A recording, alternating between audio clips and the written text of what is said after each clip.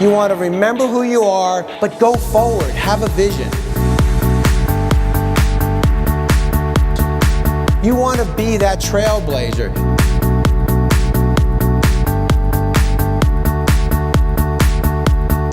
Doing the right thing because it's the right thing to do.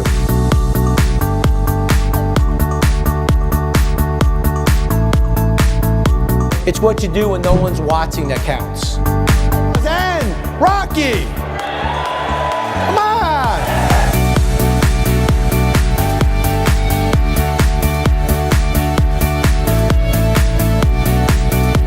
Think like a customer, feel like a valued individual, but act like an owner.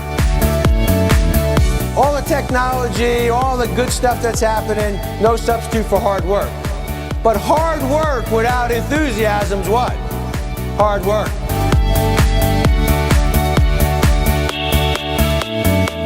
At this point now, you have to establish what we won't compromise.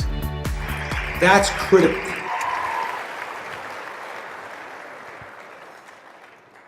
You know, they say the TV camera adds pounds, but in this case, it adds more to the mustache than I originally thought. I'm not starting to look like that Mario Super Brother guy here. I'm a little worried here. Man, what are you gonna do? What makes the network so good? Well, Coach John Wooden, someone I always read, admired, and talked a lot about. Coach Wooden talks about the pyramid of success. And if you remember, Dennis Snow had a pyramid as well. And in his pyramid of success, two real important things, right? Hard work, enthusiasm. No matter what you do in life, you gotta have hard work. All the technology, all the good stuff that's happening, no substitute for hard work. But hard work without enthusiasm's what? Hard work. Gets old. So you gotta be enthusiastic, gotta have hard work. The other thing Coach Wooden talks about is, and I think it really kind of symbolizes and embodies this network, he talks about a person that is more interested in finding the best way than not having their own way. That's you. You want the best way. You want to do the best you can for your customers. How does that company get in that situation? How does a company like Wells Fargo, or how does Enron get there? Hey, how do those things happen? Well, it starts with pressure. Something's not going right, and people are starting to feel pressure. Maybe, in the marketplace, one of our competitors is gaining more customers. It starts with some pressure, but we're not at a point of a bad decision yet. And then somebody in the organization with a bright mind figures out the loophole. Well, wait a second. Isn't that really 3 accounts? This is the moment where you have a chance to save somebody. There's book bags, there's a lunchbox in there. We cleansed ourselves. Once that light went off, we cleansed ourselves.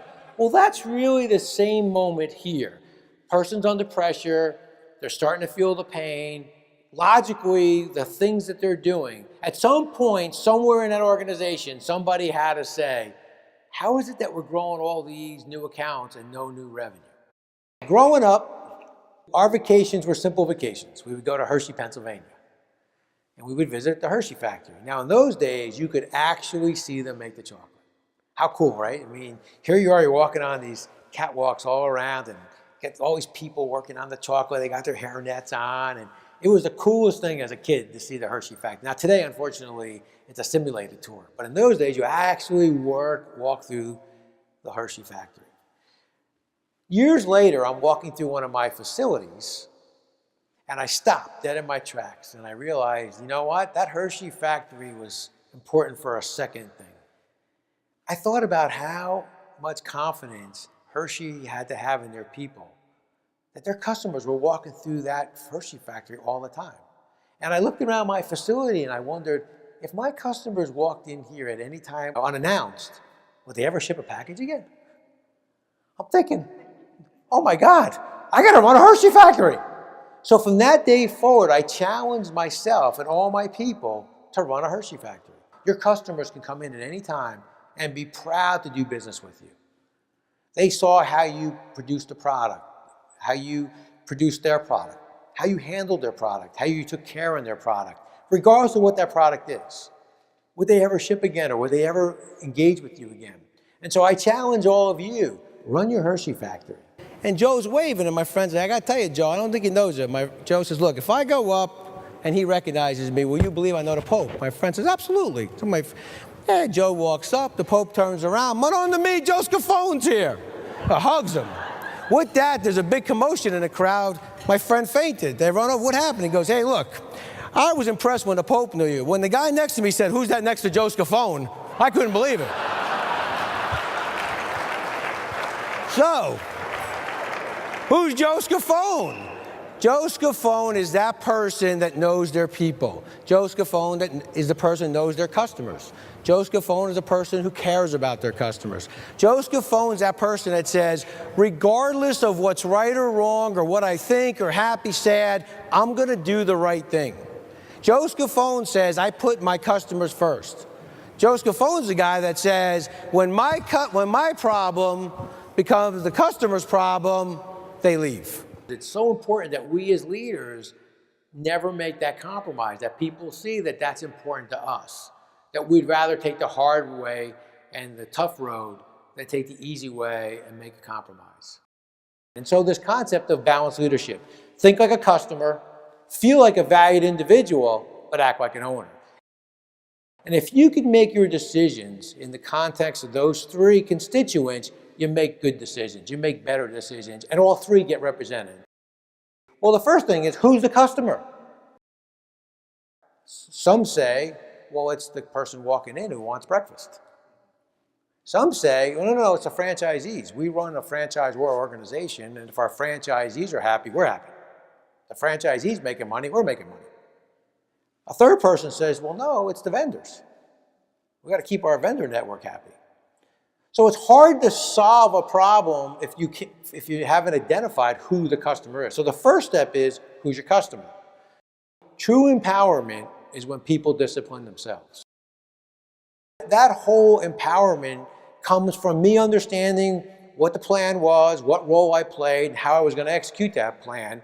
And when I didn't, then I'm going back saying, hey, I got to try this, I got to do this differently, this isn't what I want. So that's how people feel like valued individuals. I know the role I play, I know what part I take, and how I'm going to execute that and be part of it. So let's talk about this act like an owner. If we can empower our people to think that way when they're making decisions, or decisions are different decisions then. Because you would say to them in the course of a conversation, if you own this business, would you do this? If this was your company, would you do this? Hey, if this was your candy store, would you do this? It changes the thought process. The first 100 years of a company does not guarantee the second 100 years. You gotta remember that. That is so important. So Woolworths starts as a company 1879. On the 100-year anniversary, there's no longer a Woolworths. Now in 1963, just because a couple people asked me the Foot Locker example, in 1963, Woolworths bought Kenny Shoes. Kenny Shoes became Foot Locker. Today, the old Woolworths is Foot Locker. But why is that important? When interviewed, the leaders at Woolworths said, nobody wants a five and dime shop. Now I ask you, can they put another dollar store in a corner anywhere? Can you find another under five shop that they can put somewhere? It's not that there wasn't a need for a five and dime shop, they lost their way.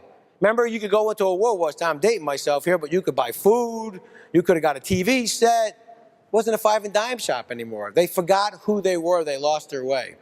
How about this next company? Does this one look familiar to you?